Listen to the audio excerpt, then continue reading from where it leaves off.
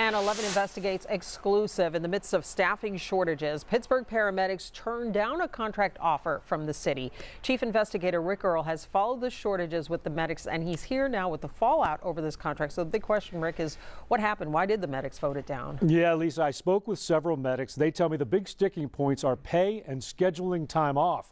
Sources tell me the vote wasn't even close. Pittsburgh Medics and EMTs have been working without a contract for more than a year now.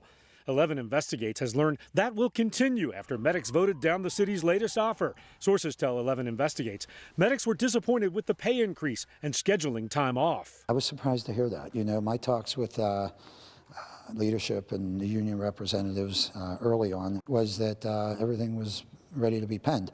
But I'm not sure what happened in those negotiations, Rick. For months now, 11 Investigates has reported on the staffing struggles that have led to the temporary closing of stations. And some medics say they've now been forced to work 18-hour shifts. 11 Investigates spoke with the union president last year. Has there ever been a case where you haven't been able to respond to calls? We've had to put units out of service, yes. And that's the thing that nobody wants to see. We also spoke with the chief of EMS. I don't think the picture is as bleak as painted.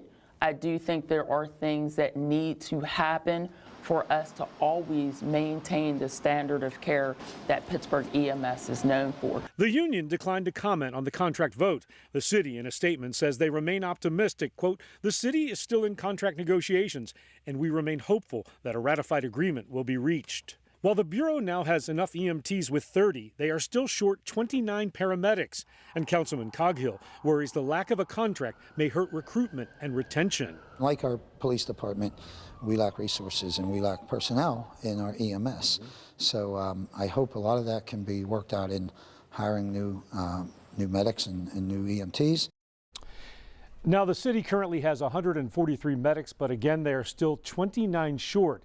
Tonight, it's unclear if any more bargaining sessions between the medics union and the city have been scheduled. Live in the studio this evening, Rick Earl, Channel 11 News.